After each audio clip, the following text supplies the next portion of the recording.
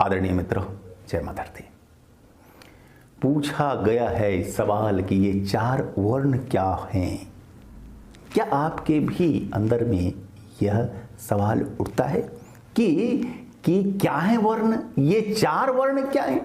ब्राह्मण, क्षत्रिय, वैश्य, शूद्र, ये चार वर्ण कहे जाते हैं। और इसका काफी विरोध होता रहा है कि भाई वर्ण जो है ये तो समाज में भेद विभेद और ऊंच नीच उत्पन्न करता है, यह अच्छा नहीं आधुनिक समाज के लिए। तो मैं यहां कहना चाहूंगा कि ये आपने समझा ही नहीं। यदि समझते तो वर्ण अत्यंत आवश्यक और अनिवार्य है मानवीय जीवन के लिए, मानवीय संस्कृति और सभ्यता को ऊंचा उठाने के लिए। जैसे कि अध्ययन के लिए भिन्न भिन्न बनाते हैं वर्ग, क्यों होता है ना? अगर सारे छात्रों को एक ही क्लास में रख करके आप पढ़ाना चाहेंगे तो क्या सारे छात्र ठीक से समझ पाएंगे? क्या यह उपयुक्त हो सकता है? नहीं ना। इस पर हम आपको संक्षेप में आगे समझाते हैं। मैं स्वामी धर्मदास उदासीन आप सबका धर्म बोध में स्वागत करता हूं। दोस्तों, ये वर्ण क्या है? वर्ण, इसे आप जाति नहीं समझें। वर्ण जो है ये हमारी चेतना को, संपूर्ण मानव जाति को चार भागों में बांट कर अध्ययन किया गया है। ये जो हमारी चेतना है, आप देखते होंगे ना कि तो समाज में एक व्यक्ति है कि जो बहुत ही सामान्य बुद्धि, दिमाग, विद्या और समझ रखता है, बहुत ही सामान्य। और एक होता है कि जो कि बहुत ही अच्छी समझ रखता है। और सामान्य और उत्तम समझ के बीच भी तो आते हैं ढेर सारे लोग, अनेक लोग आते। तो ये जो हमारी चेतना है यह सामान्य से विकसित, अति विकसित,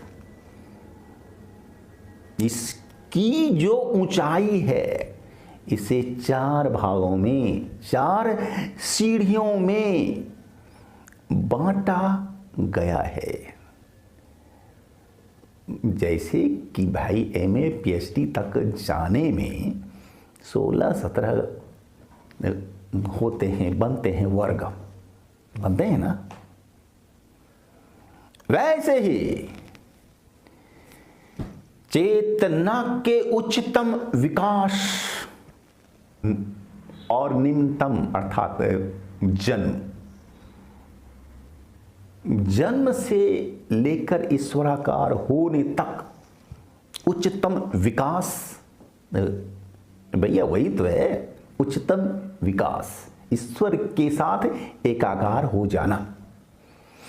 तो होने तक चार वर्णों में बांटा गया, चार सीढ़ियों पर जब चढ़ोगे तब ईश्वर तक पहुंचोगे। या आत्म साक्षात्कार होगा, या कहें कि मोक्ष की होगी प्राप्ति, या हमारी चेतना का उच्चतम विकास होगा। तो ये जो वर्ण है ये एक तरह की सीढ़ियां हैं, एक तरह का है वर्ग है।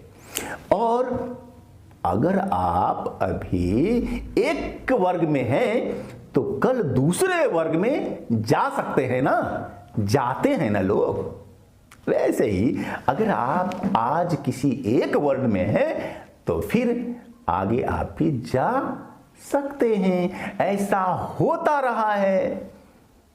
ये जो है वर्ण व्यवस्था, यह बिल्कुल ओपन है, खुला हुआ था। आप शास्त्रों को पढ़िए ना, जो हमारे समाज में चलती हैं कहानियां, उनको सुनिए, समझिए, देखिए कि एक वर्ण से दूसरे वर्ण में होता था गमन।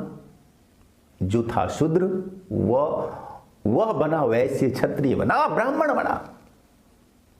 इस तरह से आपने ऋषि विश्वामित्र का नाम तो सुना होगा, राम जी के गुरुजी महर्षि विश्वामित्र।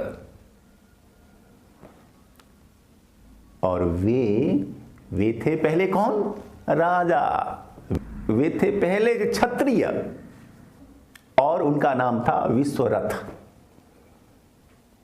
फिर आगे उन्होंने अपना वह छात्र धर्म को त्यागा, ठीक है, और फिर उन्होंने गमन किया आगे ऊपर और हो गए ब्राह्मण।